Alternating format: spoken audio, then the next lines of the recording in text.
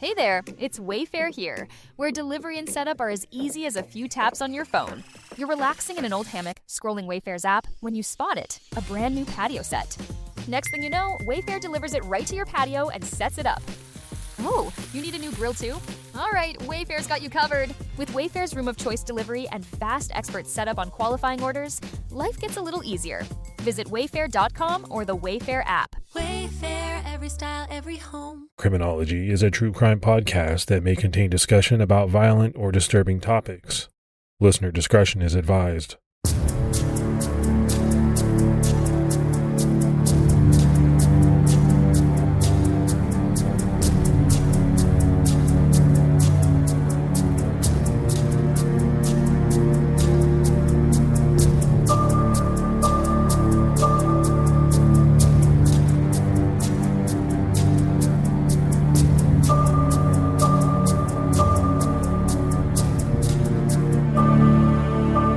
Hello, everyone, and welcome to episode 413 of the Criminology podcast. I'm Mike Ferguson. And this is Mike Morford. Mr. Morford, how you doing this week, buddy? I'm doing pretty good. How you doing? I'm doing great. Just busy, right? Getting ready for CrimeCon. We're taping a bunch ahead of time, and because I got the wedding that's backed up right after CrimeCon. So a lot going on. Yeah, my schedule's a little hectic too. Kids are out of school tomorrow, and I'm running around a little bit. So yeah, it definitely is a shock to the system. Yeah, it always is the summer because, my wife's a teacher. Now my daughter is a teacher. So they're both off starting this week. And it's kind of a shock to the system for me just because I'm used to being by myself during the day. And then when they're here, it's harder to get stuff done because, you want to hang out with them. They're home and all of that. But I still got to work. Yeah. Well, I'm sure they enjoy their downtime though. So I don't think you're going to take that away from them. Oh, no. This is my daughter's first year of teaching. So her first summer paid. And she is so excited, dude, to not go to work and get paid. She just keeps talking about it. Well, sign me up for that. Is it too late for me to become a teacher? I don't think it's ever too late. I don't know. You make a great one, though. Let's go ahead and give our Patreon shout outs. We had new support from Alicia Konya. So great new support. We really appreciate it. Yeah, that's awesome, Alicia. Thank you so much. And thank you to everyone else that helped support the show. And if you're interested in getting started to help us, head over to patreon.com/criminology. All right, buddy, it's time to jump into this week's case. And we have an older but really interesting one. It's so interesting that it partially inspired a 2022 TV miniseries on Apple called Blackbird. We're diving into the investigation into the disappearance and presumed murder of 19-year-old Tricia Lynn Reitler. This is a frustrating case because police think they know what happened to her and who's responsible, but they've never been able to bring home her body, leaving her family with no peace for over 3 decades. Tricia Lynn Reitler was born in 1974 to parents Donna and Gary Reitler. She had 3 younger siblings. The family lived in Olmsted Township, Ohio. After graduating high school, Tricia attended Indiana Wesleyan University in nearby Marion, Indiana, where she majored in psychology. The last time Tricia was seen alive, around 8 p.m. on March 29, 1993, she had walked from her dorm room to a Marsh supermarket not far from campus. It was a busy week for students. Tricia, a freshman, was working on her term paper at the time. It seemed like she just needed a quick break or maybe some sugar to help fuel her studying. So she thought she would pop up to the store for a minute. She asked her roommate to go to the store with her, but she didn't feel like it, so she stayed in their room. Tricia bought some root beer and a magazine and then headed home to her dorm. But as far as anyone could tell, she never made it back to Bowman Hall. We know it was supposed to be a quick trip because she didn't take anything with her, just the money she needed for her purchase, which in 1993 wasn't much. She didn't even take her purse with her. Tricia had simply vanished. Around midnight, Tricia's parents received a call. It was the police in Marion hoping Tricia was with them. Her roommate had quickly reported that Tricia never made it back from the store. Her parents were immediately worried because they hadn't heard from her. And as soon as it was clear that Tricia hadn't gone home, for some reason, everyone knew the worst must have happened. Days after Tricia was last seen or heard from, there was a chilling discovery. women's clothing had been found at a park along the same route she had been walking. The clothes, a t-shirt, a pair of jeans, and a pair of shoes, were covered in blood. Tricia's university meal card was in the pocket of the jeans. This isn't what anyone wanted to find, but at the very least, it was a clue. Investigators believe Tricia was abducted on her way home from Marsh Supermarket, and the discovery of her bloody clothing in the immediate area indicated that she had been harmed very soon after leaving. A bag with her soda, magazine, and a receipt from Marsh was found near the bloody clothing. Police were in a race against time because, from the looks of things, if she was alive, she might not have much time. And Morf, to be honest with you, this is sending some chills down my spine. Anytime we talk about girls at college, women at college, because, I have two girls, one just finished up college, one is still in college. So, these hit me very close to home. They're so scary. Yeah, I think anyone with daughters, when they hear about something like this, it definitely puts them on guard and makes them think of terrible things that can happen. And from the looks of it, police knew something seriously was wrong here. It wasn't one of these cases where, well, maybe she just ran off or she's out hanging with somebody. There was clear evidence that she was in trouble. Investigators thought that whatever happened to Tricia must have happened fast. She was pretty athletic and in good shape and was training to join the track team. She ran several times a day if the weather was nice enough. The half-mile from campus to the store would have been nothing for her. It seems unlikely she would have accepted a ride from a stranger with such a short distance to cover. Police learned that there were several witnesses in the area that may have seen something and could help the investigation. But frustratingly, they've never come forward. It was reported that multiple people were playing basketball at the center school playground. Tricia would have walked right next to the playground, as it was between her dorm and the supermarket, and the field where her clothes were found was right next to that playground. Even with all those people around, no one seemed to have seen or heard anything. Did this mean that there was nothing to see or hear, or were they too focused on their game to notice that anything was happening to Tricia? Police asked people that may have seen anything to come forward and employed public pleas for information, posters, and news segments, but no one did, and Tricia's case cooled off pretty quickly. Authorities investigated a potential link between Tricia's disappearance and the 1987 disappearance of Wendy Felton. 16-year-old Wendy disappeared from her home in Marion, Indiana. She had been left home alone early in the morning on June 5th, 1987, while her older sister drove their parents to the airport.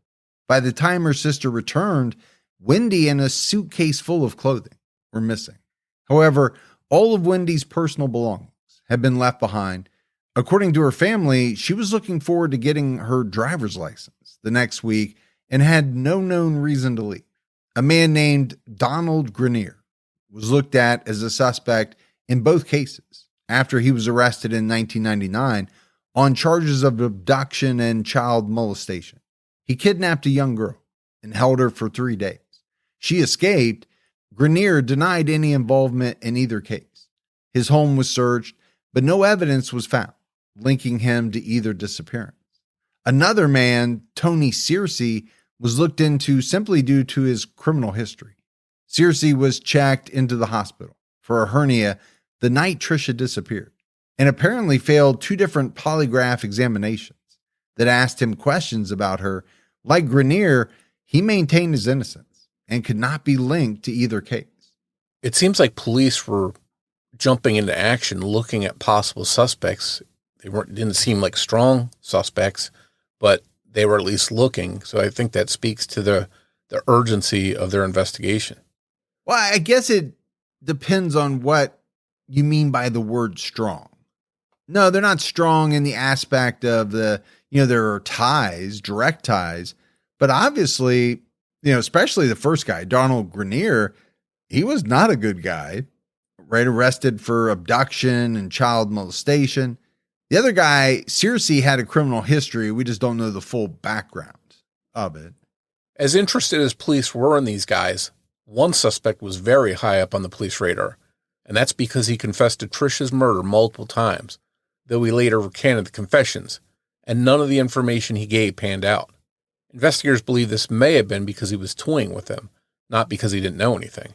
He actually confessed to many different murders, but interestingly not Wendy Felton's. This man's name is Larry DeWayne Hall. Hall was living at his parents' home in Wabash, Indiana, about a half hour from the university campus at the time of Tricia's disappearance. Hall was known to be shy, and the fact that his twin brother was smarter, funnier, and more attractive didn't help him come out of his shell. He probably had a hard time relating to other children as the son of a gravedigger who often helped his father at work. The shyness would have just made him more creepy to some. As a teen, Hall got into trouble here and there for crimes like theft and arson. After high school, he found work as a janitor. He ended up traveling the country after getting heavily into the Civil War and Revolutionary War, going in person to multiple historic reenactment sites nationwide. Photos of him from that era show a facial hairstyle reminiscent of the style worn by men during the Civil War. But as we're about to get into, this Hall guy turned out to be more than just a creepy or weird guy. On September 20th, 1993, 6 months after Tricia went missing, 15-year-old Jessica Roach disappeared from Georgetown, Illinois. After a 6-week search, her body was found in a cornfield, 20 miles away in Perrysville, just over the Indiana border. Sadly, a combine, a large piece of harvesting equipment, had run over her body and may have destroyed potential evidence, in addition to severely damaging her body. At first, it seemed as if Jessica's case, like the case of Tricia Reitler, was going to go cold. There was just no evidence or leads, but people in the area continued to be on edge, suspicious. So when children reported anyone suspicious, it was taken very seriously. In May of 1994, a van was seen following 2 teenage girls. The van drove off, but days later it happened again to another group of teen girls who reported a heavy-set bearded man was trying to coax them into his van. One of the girls remembered this same man and told police he had followed her on 3 other occasions. In July, he followed another 2 teenage girls. Finally, in October, he followed yet another 2 young girls. This time, they wrote down the man's license plate number and gave it to police. That led investigators right to Larry Hall in Wabash, Indiana. Larry DeWayne Hall was arrested in late October of 1994 for stalking these girls and trying to get them into his van. So another scary situation here, Morf, right? We have the quintessential true crime vehicle, a van. Now, I don't know if it was windowless, but maybe, right? My girls, still to this day, with them both being in their 20s, are scared to death of windowless vans. And maybe rightfully so. Now, most of them are used for work or whatever it is, but it's kind of like the true crime trope, right? The guy in the windowless van. And here with Larry DeWayne Hall, I mean, we're seeing exactly that. It's a very scary situation. He is just driving around following girls, trying to coax them into their van. This is the definition of like the boogeyman. And I don't think he'd be able to explain this off as, he's just asking for directions or something along those lines, because he did this several times. And thankfully they got his license plate on that last incident. But this makes me think of maybe those girls were safer because they were traveling in pairs and not alone. I wonder if they were alone, if he would have tried something forcefully and maybe one of those girls might have disappeared. Yeah, it's a good point, right? We've always heard that, there's safety in numbers. And I think there is something to that. You and I talk a lot about predators looking for who they believe are the most vulnerable victims. And normally you would think that is someone alone, not multiple people or a group of people. But I do want to go back and talk about, this Larry DeWayne Hall growing up, people saying he was creepy, weird, having a dad who's a gravedigger and having to help out with the grave digging, that is not going to help when people already think that stuff about you. Yeah, that's a pretty creepy resume to have if you're creeping around in a van and then you have the gravedigger background. That's probably going to scare a lot of people. Police thought that Hall was quite likely responsible for the abduction and murder of Jessica Roach and questioned him about her case, and he pretty quickly admitted that he murdered her. In November 1994, Hall was arrested for Jessica's murder. Hall confessed to abducting her, tying her up, sexually assaulting her, and strangling her with a belt before leaving her body in the cornfield. But the next day, he recanted that confession. He did this with multiple cases. He tried to claim that the confessions he gave them were just details from dreams that he had. It was during one of these discussions that Hall gave information to detectives about Tricia Reitler. Hall directed investigators to an area of Grant County, Indiana, along the Mrs. Nua Reservoir that he claimed to have buried Tricia's body, but they were unable to find anything. So police were clearly frustrated with Hall. They knew that he had lured, or at least tried to lure, teenage girls into his van, and now he had confessed to at least one murder, but retracted it, saying it was just a dream. When police searched his van, though, they found the stuff of nightmares. They found suspicious items like ether, a hacksaw, rope, duct tape, masks, detailed maps of wooded areas that had been marked by hand, and newspaper clippings about both Tricia's and Jessica's cases, along with pornographic photos of women that Hall or someone had drawn on, adding belts around the women's necks and blood coming out of their mouths. To investigators, this proved to them that they had the right guy.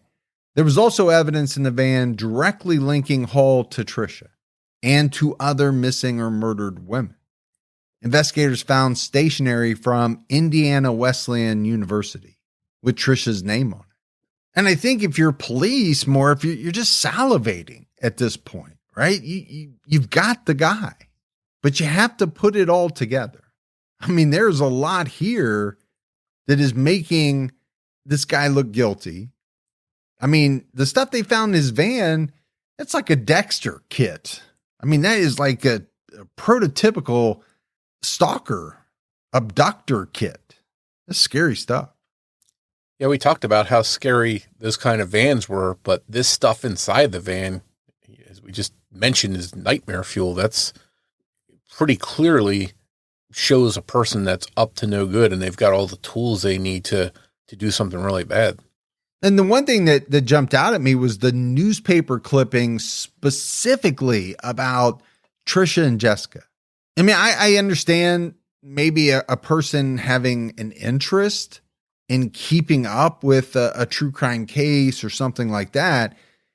But these specific newspaper clippings, along with everything else they found in the van, I mean, how could police not think that they've got the guy? Yeah, I think in a lot of cases, sometimes police are guilty of going down rabbit holes or getting locked in on one person prematurely. But here, who can blame them after finding this treasure trove of frightening stuff? Yeah, they're certainly not reaching, right, with this Hall guy. There is a lot of things pointing in his direction.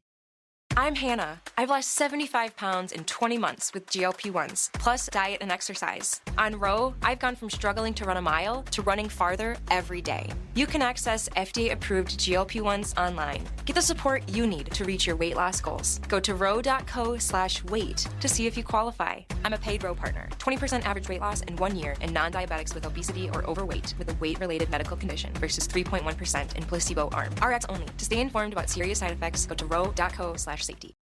In Hall's belongings, investigators found a pack of birth control pills with the name Raina Ricin on it. 16-year-old Raina Ricin was last seen on March 26, 1993 in LaPorte, Indiana. Her car was found the next evening, parked on a rural road with the hood up and keys in the ignition. Raina's purse was still inside the car. The car started up just fine, indicating that the scene had been staged to make it look like she had car trouble and maybe walked off. Her body was found in a pond 1 month later, fully clothed, with no signs of sexual assault. She had been strangled. Raina's brother-in-law, Ray McCarty, who had gotten her pregnant when she was just 12 years old and forced her to have an abortion and threatened her to keep quiet about it, was initially the main suspect. He was released from jail on child molestation charges just 3 months before Raina's disappearance. Prosecutors dropped the charges, feeling there wasn't enough evidence to charge him with her murder, and he was released from jail. So, Morf, there's no shortage of really bad guys, right, that we're talking about in this episode. You got this Ray McCarty guy impregnating Raina when she's only 12 years old. And then he's released on charges just 3 months before she disappeared. So, I mean, I think if you're investigators, you got to be looking at him, right, very seriously.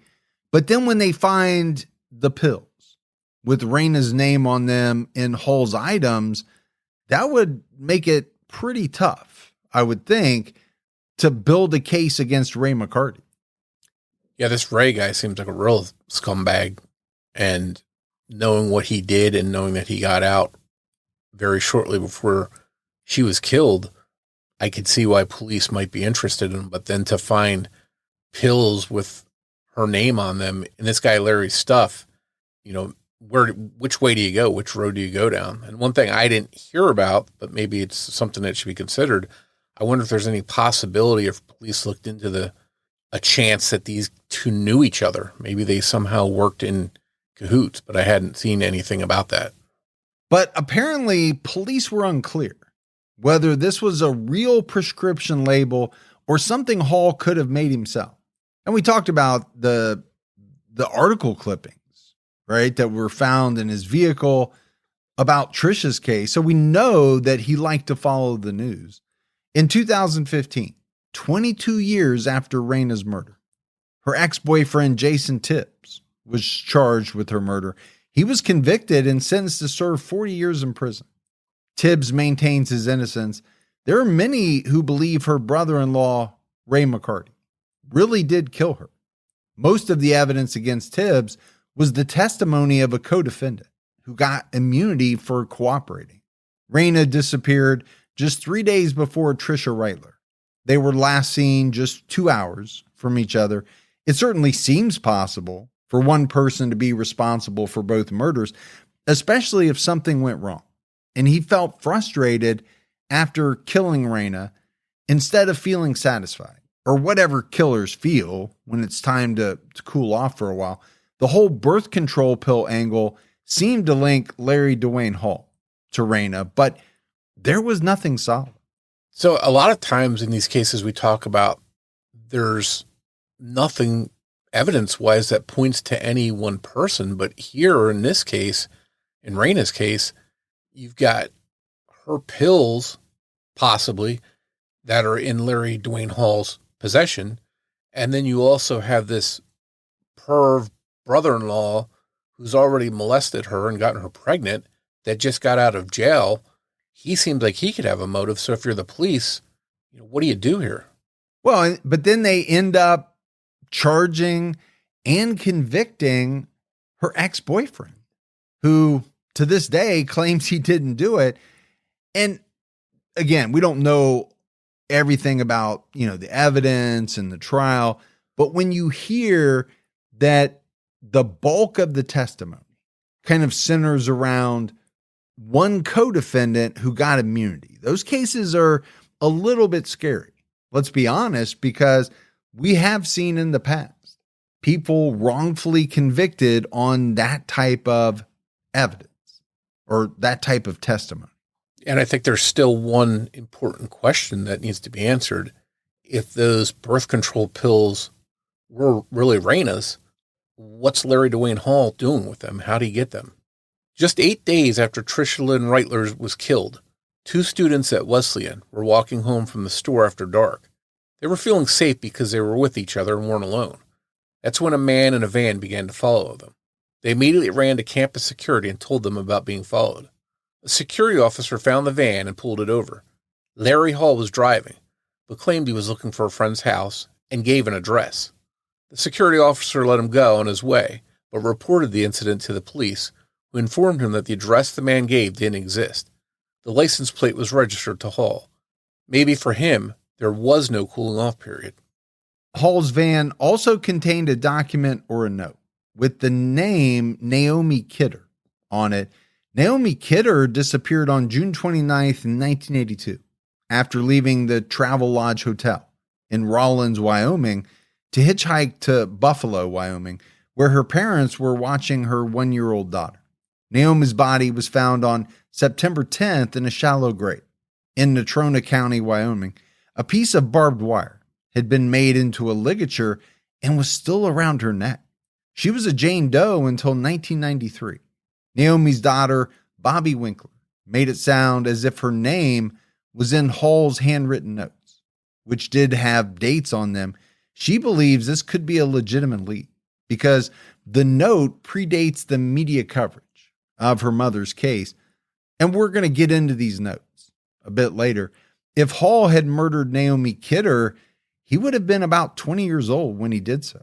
Police confirmed Hall was a person of interest in Naomi's case, and they have never been able to rule him out. Hall appeared to have scoped out several different areas looking for victims. He took detailed notes during the process, which were found when authorities searched his van and home. According to CNN, some of these notes read as follows: seen joggers and bikers, many alone. Checked colleges, parks. Seen some prospects. There were also notes that were like instructions to himself, like buy 2 more plastic tarps, cover all floor and sides of van, and no body contact. Buy condoms, buy 2 more leather belts, find one now. 1 week after Tricia vanished, Hall apparently wrote, cut out stained carpet, vacuum van thoroughly, buy new hacksaw blades, clean all tools. It's ominous what he wrote, but not damning. Well, I think ominous is maybe an understatement. I get it. You can't take this on its own and convict somebody, right, solely based on it. But there's no doubt it's scary as all get out. I mean, who in the world writes stuff like this down unless they are a serial predator? I mean, what other reason would you have? I mean, that stuff is so specific. Yeah, one thing I am wondering at this point, how does Hall keep having things connected to these different victims if he's not involved? You know, how does he have things with names on them or prescriptions, things like that are tied to missing or murdered women? It's not looking good for him. No, there's no doubt, right, that there is so much smoke here that I think he's catching on fire. And this kind of note-taking is something that we've recently seen a serial killer do. You know, when you look at Rex Heuermann, the Long Island serial killer, on his computer, investigators found a planning document with notes on hunting for victims, preparing their bodies for disposal, cleaning the home, and getting rid of evidence. He even typed destroy computer files, which made the file's discovery pretty ironic. The document had one purpose, which was to help Heuermann get away with the perfect murder. Hall's notes were very similar, while handwritten and not quite as obvious with its intentions. And it's interesting, right, to talk about Heuermann. Gibby and I on True Crime All the Time are in the middle of like a 4-parter on Heuermann. And, you know, a lot of people are fascinated with him. I think in large part because the Lisk case was such a big time unsolved case for so many years. And then for them to figure out who did it, and now he's recently confessed. I mean, it's just one of those cases that people are drawn to. Yeah, it's interesting that some of these predators too have these well thought out documents, plans, things they want to accomplish, things they don't want to make mistakes with, and they're cataloging all this stuff and being very organized. But then you have the predators that are like the Otis Tools or Henry Lee Lucas is just randomly roaming and, you know, attacking victims they come across with no rhyme or reason. So it's interesting to see the dichotomy of these two different kinds of people. It is, but it's also interesting to have, you know, someone who's so meticulous in writing everything down or in Rex's case, right? He had a computer document, but then to let that be found by authorities, right? It's going to be a pretty damning piece of evidence when you write every little thing down in such minute detail. Tricia Reitler and Jessica Roach are not the only people Larry Hall outright admitted to murdering. He wrote a list or underlined names on a list given to him. It's not exactly clear which, and investigators believe he was indicating his involvement in each case. The list is quite long, and again, he later changed his mind and claimed that he was innocent in each and every case. One of the names on Hall's list was Lori Jean Deppes, a 20-year-old woman who disappeared from Menasha, Wisconsin in 1992. Lori's disappearance was very quick, like Tricia's. At around 10 p.m. on August 19th, 1992, Lori Jean made the drive from the Fox River Mall in Grand Chute, Wisconsin, to her boyfriend's apartment in Menasha. Her boyfriend, his sister, and one of her friends had been waiting for her to arrive, and sometime between 10:15 and 10:30, they heard the sound of her Volkswagen pulling into the parking lot, but she never walked into the unit. They went to go see what was taking her so long, but she wasn't out there. Her purse and her overnight bag for spending the night at her boyfriend's were both inside the locked car. A styrofoam cup of soda had been left on the hood of the car with no evidence of a struggle and nothing overheard by the people waiting for her nearby. Authorities initially believed that Lori willingly got into the car of someone she knew and trusted, and that something happened to her after that. There are certain elements of Lori's disappearance that are reminiscent of the disappearance of Denise Diane Flum years earlier. Hall also indicated that he could have been involved with her disappearance. On March 28, 1986, 17-year-old Denise Flum had a dilemma. She realized she had forgotten her purse at a party she went to the night before, but she didn't want to go back to get it alone. Everyone she asked, including her friends and her sister, were too busy to go with her, so she did end up going by herself. Denise never made it home, though her purse did. About an hour after she left, someone stopped by to drop it off for her. It seems that Denise never made it to the property where the party had been held. The person living there claimed Denise didn't come by. The next day, her car, a 1981 Buick Regal, was found parked down a gravel road in Glenwood, Indiana, about 3 miles from where the party had been held. The car was locked. There were no signs of a struggle in or near the car. Because of this, her disappearance was initially written off as her being a runaway.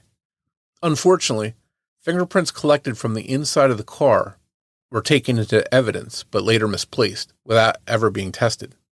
Denise's family was never convinced that she ran away and believed that her disappearance had something to do with the party.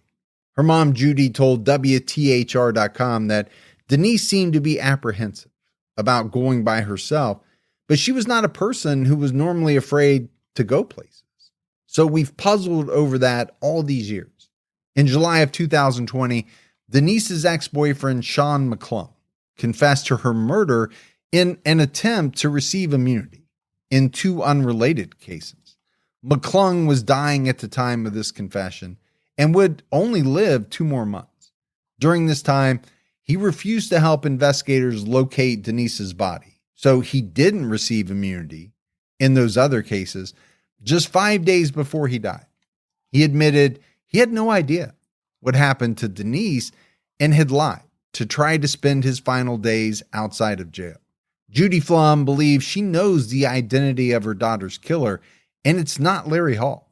There is a man still living in the area who was on investigators' radar before Larry Hall made his so-called confessional list. But this man was never interrogated and has not been publicly named. There are rumors that he told multiple people in town that he killed Denise, though he was never charged. Morf, I don't know if we've ever talked about a case or a series of cases where so many people confessed to murders, some of which were proven to be false. I mean, this is a very kind of specific situation, right? Where McClung is dying. He knows he's dying, and he just wants a chance to spend some days before he dies outside of jail. So he confesses to a murder that, he didn't commit, or he says he didn't commit later on. Yeah, that's, I can maybe on one hand see why he did that because he's so desperate for any kind of freedom making it. But at the same time, that's very terrible to do to a victim's family that thinks maybe they're finally getting some answers, some justice, and then you're pulling the rug out from under their feet. But I do want to talk about authorities, classifying Denise as a runaway. I thought that was very strange. If you're going to run away, why would you drive your car and park it down a gravel road 3 miles away from where this party that you went to had been held? You're going to lock the car and then just disappear? That just doesn't seem to make sense to me. Yeah, if you wanted to get to another area or start a new life or go visit somebody, you think the car would be an easier way to get you where you want to go, not abandoning it. Well, maybe if it was abandoned at a train station or, at the airport. Okay.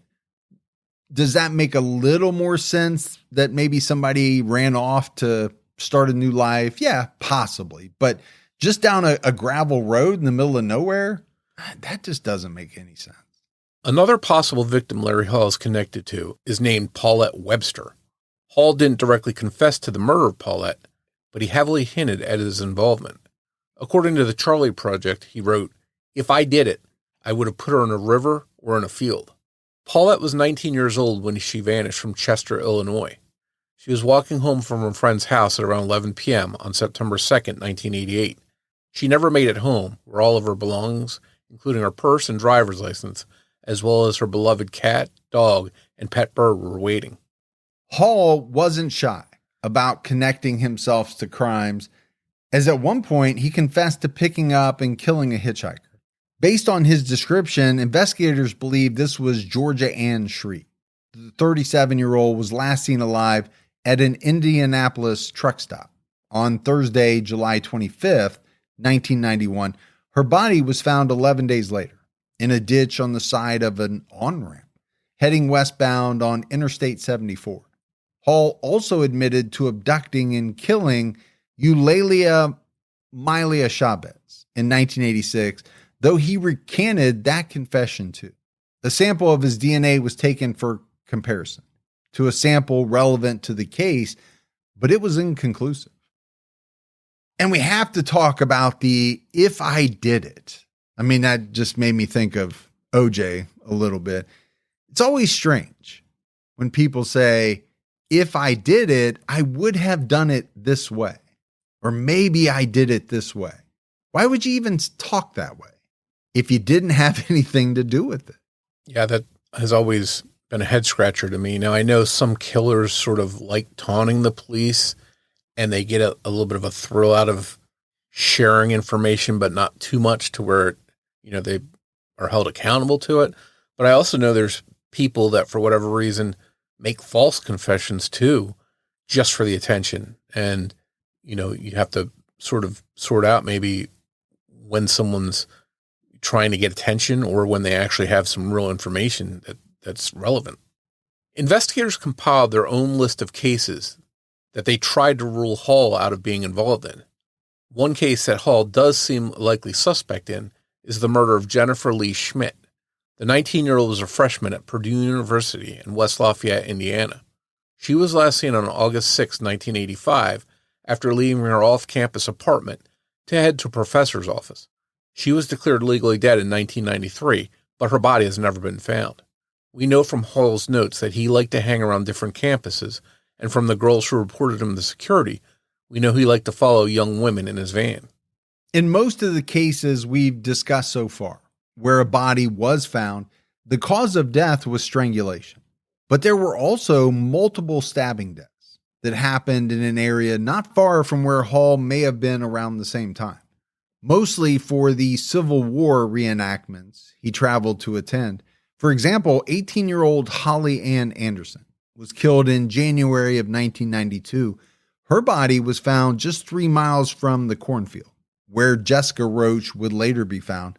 The location certainly makes you wonder if one person is responsible, but Jessica was strangled. Holly was stabbed, so there is some doubt. In nearly all of the cases where Hall can be confirmed as the most likely suspect, The victim was strangled, not stabbed. If he had more than one MO, there could be many more cases out there. And the blood found on Tricia's clothing could indicate that she was stabbed. Despite the differences in the causes of death in some cases, there is reason to think Hall could be responsible. In May of 1994, a young woman was rollerblading in the general area where Jessica Roach and Holly Ann Anderson were found, when a man in a van started driving past multiple times, watching her. The license plate she remembered would turn out to be registered to Hall, putting him in this area at least twice. The authorities are not the only ones with their suspicions that Hall murdered many others besides Tricia Reitler and Jessica Roach. His twin brother, Gary, believes that Larry killed 20-year-old Michelle Dewey. On July 1st, 1991, Michelle was laying out in her backyard, lapping up the sunshine, while her 1-year-old son, Will, splashed around in a kiddie pool. Hours later, a babysitter arrived and found Will inside alone.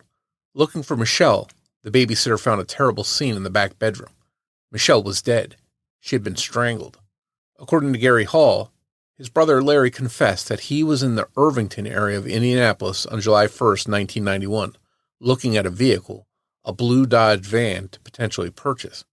Larry Hall also told his brother that he drove past Michelle while she was outside, a true crime of opportunity.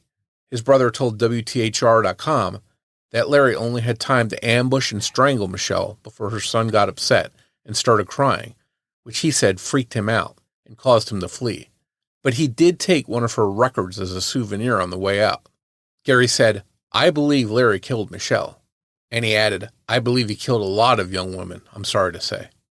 Larry DeWayne Hall was tried and convicted and sentenced to life in prison with no possibility of parole for the abduction of Jessica Roach, specifically kidnapping her for the purposes of sexual gratification and for crossing state lines with her during the abduction. He has still not been charged for her actual murder. Investigators suspect he could have been involved in up to 40, maybe even 50 murders, though he was never charged in any other case. They believe he may have been active, committing murders from 1981 until his arrest in November of 1994. However, according to his brother Gary, he confessed that his first killing was in 1979. Hall described picking up and killing a hitchhiker that year and burying her body along the Mississauga River. If Larry DeWayne Hall was committing murders all that time, he could be a true monster. Fayette County Police Department Detective Joey Laughlin told WTHR.com, if Hall did everything that he's been accused of, he's one of the most prolific serial killers in the Midwest, if not the most. And there's no doubt to me that, Larry DeWayne Hall was a very bad individual. I mean, there's just no doubt in my mind. The question is not, to me, whether this guy murdered, because I believe he did. It's how many people did he murder? I feel like for probably the better part of 15 years, Morf, this guy was driving around, scouting victims. I mean, we have no idea how many people, how many, young girls this guy could have killed. Yeah, and in a lot of these cases, we've talked about girls that were stalked or that he tried to get into his van came forward, but there might be other cases where the person didn't report it. Maybe they didn't want to get involved with the police for whatever reason and didn't report it. So, he may have done this all over, going to these Civil War reenactments. You could have countless victims. Yeah, the traveling serial killer. That's a scary thought. Because we've talked about, him being connected to all these cases that are kind of in a similar area.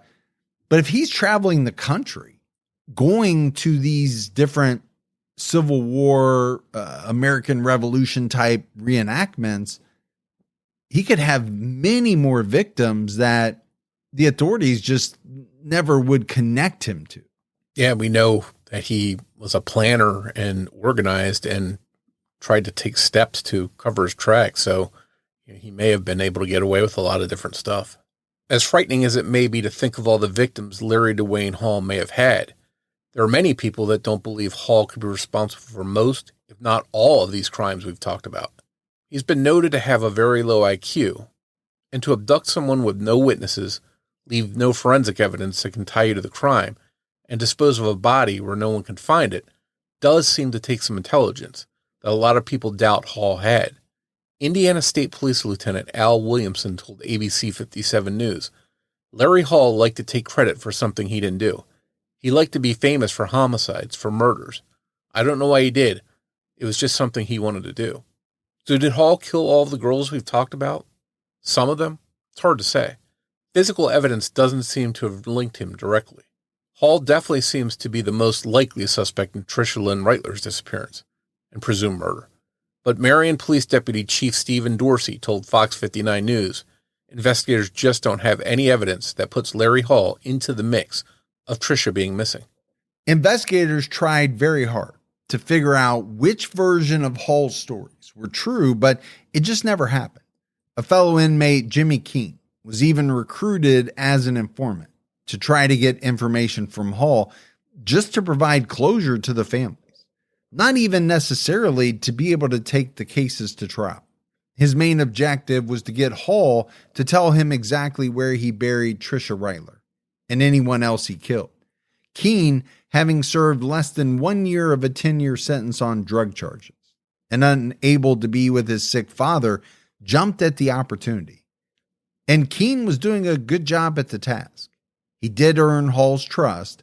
Eventually, Keene saw Hall with a map that had a bunch of different areas circled, as well as some carved wooden falcons, which, according to Newsweek, Hall told him were to watch over the dead. Asking more about the map and the dead, Keene got Hall to admit to abducting Tricia Reitler, but he claimed that he blacked out.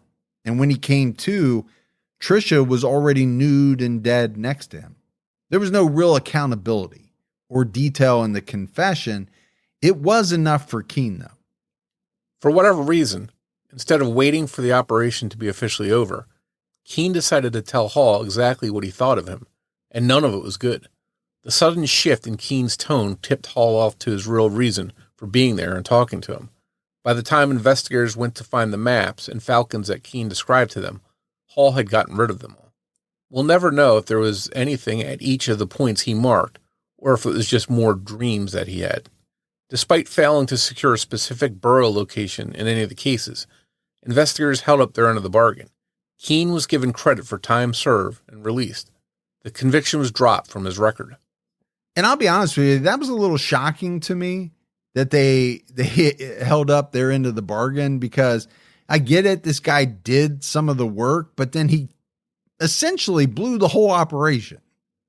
Yeah, and I think he was possibly overcome with his anger and frustration at having to talk to this monster that he probably just couldn't hold back any longer, and sort of exposed himself to why he was really there. But I watched that series Blackbird on Apple that we mentioned at the beginning, and it sort of delves into this arrangement that they had and explores that. And it was really interesting to see, what they wanted to accomplish and how it fell short.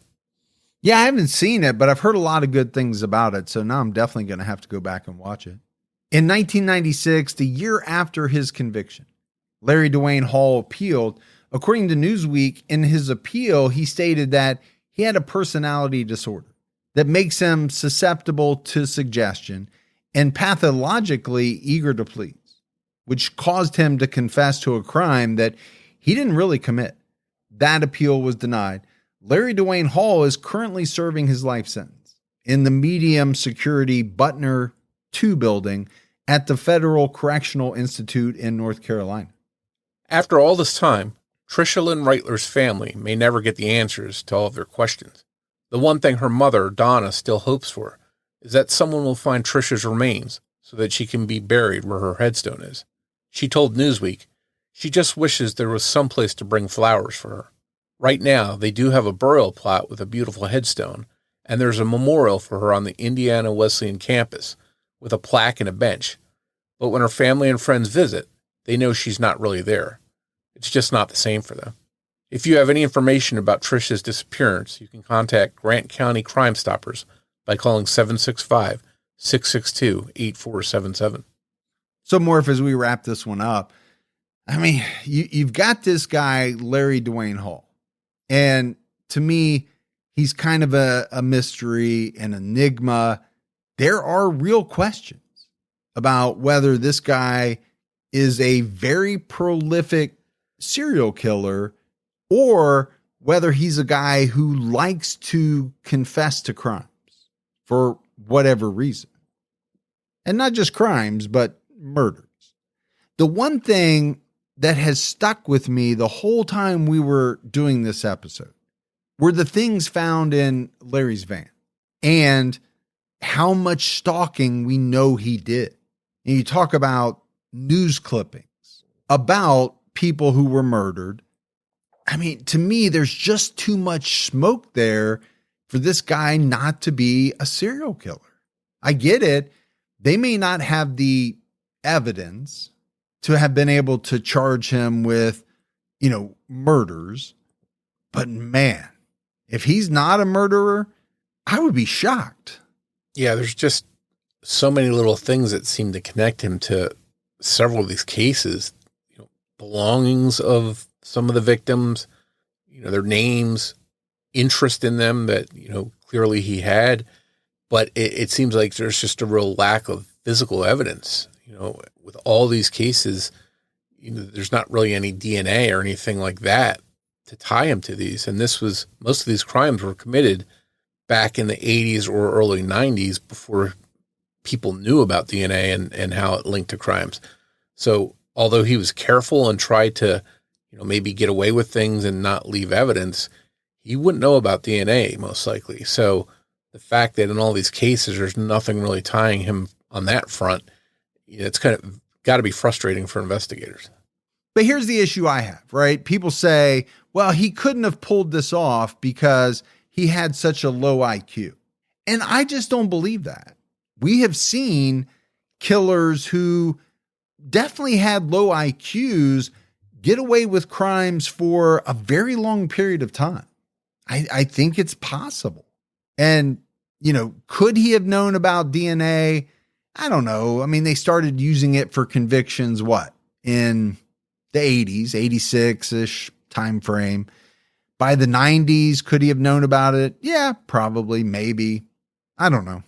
Yeah, either way, it's just frustrating that there's things that seem to link him to these cases, but just nothing there to physically tie him and convict him for them.